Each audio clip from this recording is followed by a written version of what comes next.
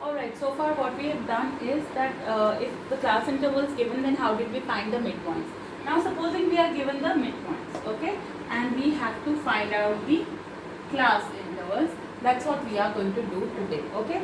So the first step is take any two successive midpoints, okay. Successive means one after the other. तो आप 10 और 30 ले सकते हैं या 30 और 50 बिल्कुल साइड बाय साइड जो होते हैं वो वाले आप मिड पॉइंट्स ले लीजिए. 10 और 50 आप नहीं ले सकते, ये कंसेक्यूटिव नहीं है, ठीक है. So take any two consecutive mid points. I am taking 10 and 30, okay. And the first step is find the difference. उनके बीच का अंतर आप ढूंढ लीजिए, ठीक है. That is 20. In this example 30 minus 10, or you can do 50 minus 30 also, you will get the same result. So 30 minus 10, 20. Then what you do is you divide that difference by 2. What will you get? 20 divided by 2, 10. Then for finding out the lower limits, what you do is you have the midpoints, you subtract this value from the midpoint. So 10 minus 10 will give me 0. 30 minus 10 will give me 20. 50 minus 10 will give me 40. These are the lower limits, right? Then for finding out the upper limits to the midpoints, you add this value, this which you have got, 10, right? So 10 plus 10 will give me 20. 30 plus 10 will give me 40. 50 plus 10 will give me 60. So I have found out the class intervals, right? In this way, if the midpoints are given, you can find out the class intervals. Okay, children? I hope this is clear. I am giving you sums on it, so you please try it. Okay? Then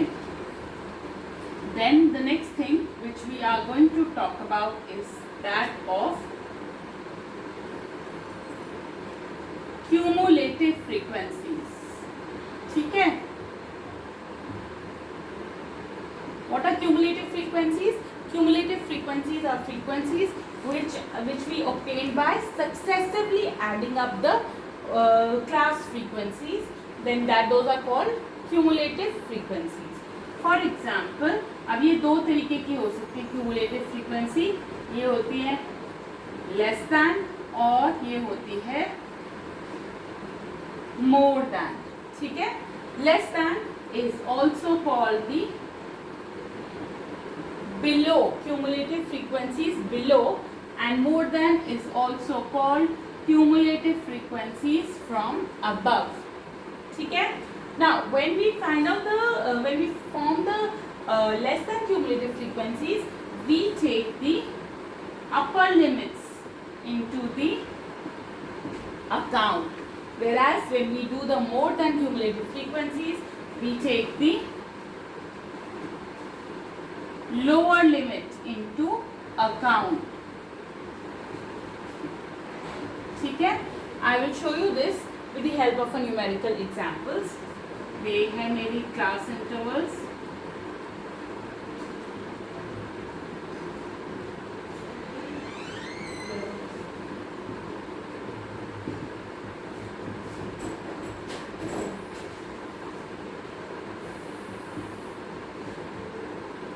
These are the various frequencies given with the class intervals. The sum total of all the frequencies is 10. 2 plus 3 5, 5 plus 4 9, plus 1 10. ठीक है? तो अगर मुझे less than cumulative frequency बनानी है तो मैं क्या करती हूँ, मैं यहाँ लिख देती हूँ लेस देन. ठीक है?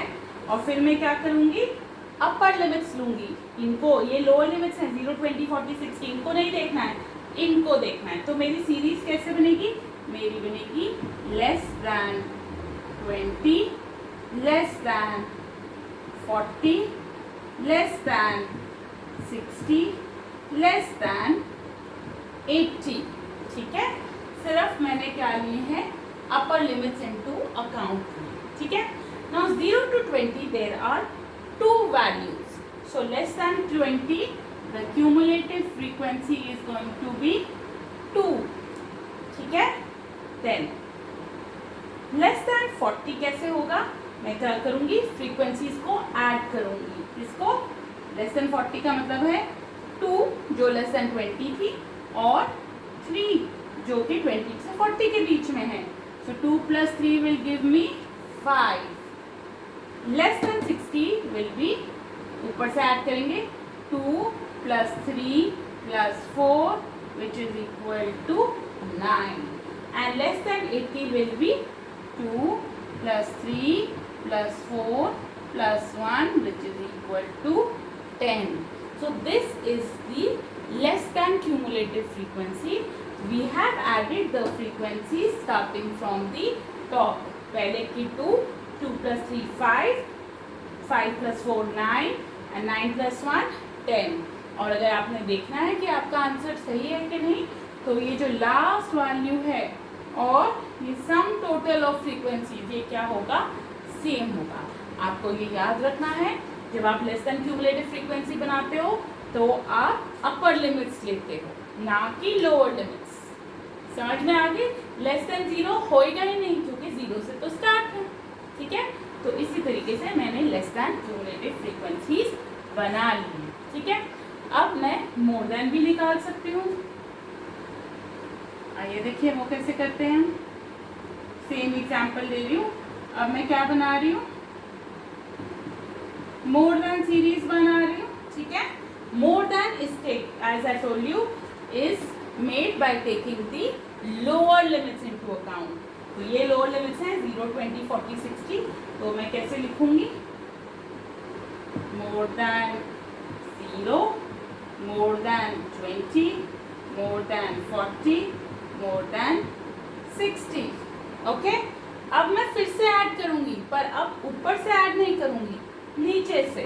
ठीक है, 60 to 80, how many values? 1. So more than 60 is going to be 1. 40, more than 40 is going to be, अब मेरे को नीचे से ऐड करनी है, यहाँ से 1, पहले 1 था, फिर 1 + 4 5, फिर क्या हो जाएगा?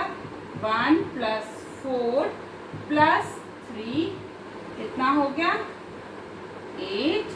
फिर करूँगी 1 + 4 + 3 + 2 = 10।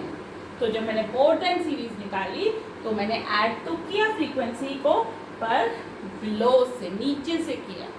समझ में आ गई? तो इसी तरह से हम क्यूमुलेटिव फ्रीक्वेंसीज निकालते हैं।